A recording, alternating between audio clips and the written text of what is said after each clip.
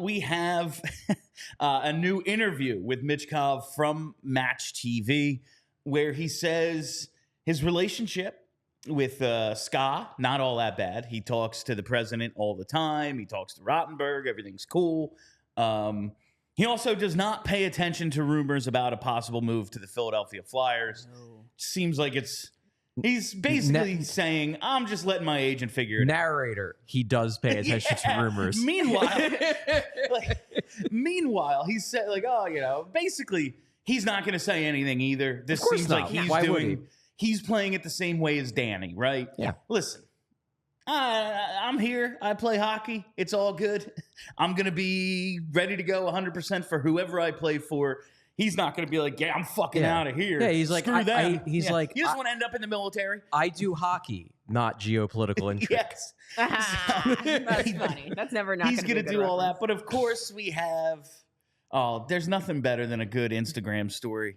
Just to fuel everybody's. You got to dissect everybody. Mm-hmm. Oh, he's coming. Oh, and we have a picture of Matvei. And if you zoom in on the hat, it's an NHL hat. It's probably his draft hat. Like Rob But it's an NHL hat of some kind. You'd have to believe the Flyers logo is on there.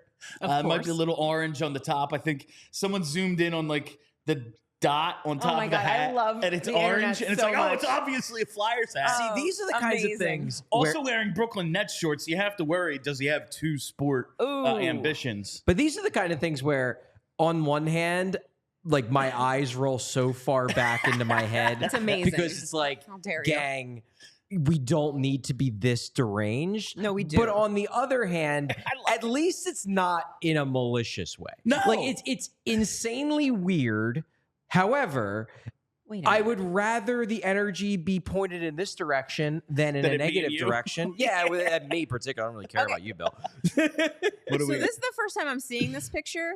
And I don't know if we can do like a computer enhanced, but is his friend's socks orange? Oh my God. Oh my God. I'm just saying. Sending They look like messages. they might Kelly, be I orange. think you might have just broken it right here. Now, when he posts these, whether it's working out in the Flyers shirt, now posting in what we presume is a Flyers hat. It has to be. Do you think there's some sort of intent? Oh, that's Flyers hat, babe. Or do you think there's some sort of intent to the posts, or it's just like he's a normal person and we're all insane? Yes. Yeah.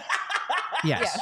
Yeah, that's the one. Yeah, he is a normal human being, and everyone in Philadelphia has lost their collective minds. Do I think that We lost them before, when he's honestly. wearing like a Flyers t-shirt when he's working out? Yeah, that's probably sending a little bit of a message. And the fact that he's wearing NHL gear, yeah, like I don't think he does that unintentionally. However, he's also just a teenager enjoying life, and we are all deranged humans who are obsessed with this sports team and have pinned our entire hopes and dreams to one 19-year-old. Yeah. So yes, if the question is everyone reading far too much into this? The answer is 100% objectively yes. But again, as weird as it truly is, I guess sure. You know what? If it makes you all happy, why not? But also, this kid is clearly a showman.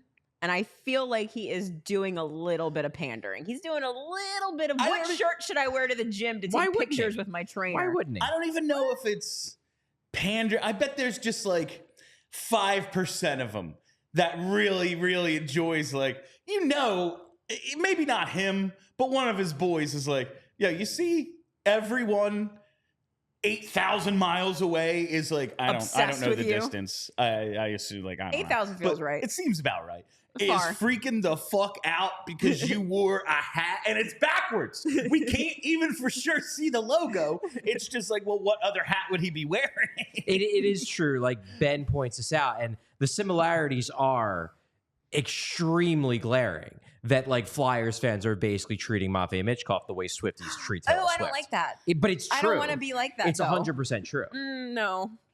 It's everything is intentional. It's all part of the signs. it's all the Easter eggs that he's laying for Flyers fans. There's nothing that's just done because he felt like taking a picture of him and his bro. No, it's all about us. Everything is about us. Oh no. Yep. Ben's right. Yeah. Thanks, Ben. Fuck. I got to All right. reevaluate some And shit. that is all the time. I just have to go. I just have to go think for a little I bit gotta go. about my chosen profession. But no, listen, it is a weird sort of thing. Like, I see this on Hockey News Hub. That Twitter that just gives us all of the Russian news. The Russian guy, And I go, presumably. well, I need to talk about this today. Like, I could just not. No, there's a new picture of Michkov out, and we need to dissect it and see what every little part. We just talked about his socks, his friend's socks color. Well, I think I might have been wrong about that. I think what's going on here, and this is obviously, look, people are going to lose their minds about Matvei Michkov regardless, but what's going on here is that it's now been over a week since There's nothing new, the Michkov saga really kicked into high gear, and Ska very much threw the door open to the possibility of him coming over, and we just don't have any new concrete info. So people are starved for Michkov info, and as a result, they're going to zero in on things like the hat he's wearing in an Instagram story. It wasn't even a post; it was a story. It disappears. But that's just what people are going to do because, again, he's so important to the future of this franchise. He is. It's just an undeniable truth that because people so desperately want to hear something, they're going to look for literally anything. And I get it. I understand it because, number one, Flyers aren't playing, so there's no games to pay attention to aside from the actual playoffs that the Flyers are not in. And we're not yet at the exciting part of the offseason. We are in the playoffs are still going on, so barely any trades ever happen. The draft is still, I think it's now, is it a month away officially? Have we reached the point? Today's the 28th, so yeah. So it's a month away. It's like a month so away. the draft is still 4 weeks away. We've got a fair amount of time before that pivot point of the offseason happens. We're over a month until the start of free agency. People just don't know what to talk about. And the Michkov saga gave everyone in Flyers world something to talk about. Now we've run out of things to talk about, so we've moved to Instagram. Should we be concerned about scaring him? I think the vibe I get is that he's going to eat this shit up. Maybe he wants to be like the star. And listen, you are, man. Yeah. I do think this is maybe just for what Charlie was talking about, maybe just a tangential part of it, why people are so obsessed. But we're picking at 12. Yeah. There's a chance that the team gets, I think they're going to be worse, but we don't know what their offseason, like I have no idea what this offseason plan is. We're going to talk about that in a minute. But there's a chance we don't get another crack at one of these guys. Like, you could get lucky. Yeah. Look at the Stars, right? The Stars are now Heiskanen, sure. But you look at their core and go, oh, it's possible. Yeah. Like, it's you don't need to win the lottery 3 years in a row. Nope. Look at the Stars. But he's going to be our only one probably. We can go out and acquire somebody. Maybe we get lucky at 12 or in future drafts, whatever. But Michkov is the only, he's a fucking stud probably. And the entire franchise rests on that. Because what do we need? Studs. Yep. He's the only one right now. Cutter Gautier's gone. We don't know what Jamie Drysdale, we are obsessed with this dude because he's our only hope. I don't think he's the only hope, but I think it feels that way to fans because fans are incapable, well, especially Flyers fans because of what they've dealt with for the last 12 plus years. They're incapable of envisioning a future where we find a Jason Robertson. where they get lucky. Yeah. Where the Flyers find a superstar in the second round, where the Flyers front office trades for someone who becomes a superstar. It is extremely possible that could happen. It really could. It is not as outlandish as everyone seems to believe it is, but Flyers fans, given the fact that they have been tortured into oblivion over the past decade plus, are incapable of believing that that is possible. So the only thing that seems possible is that this Michkov guy who has been promoted as a superstar level talent will become the superstar that he was promised to be.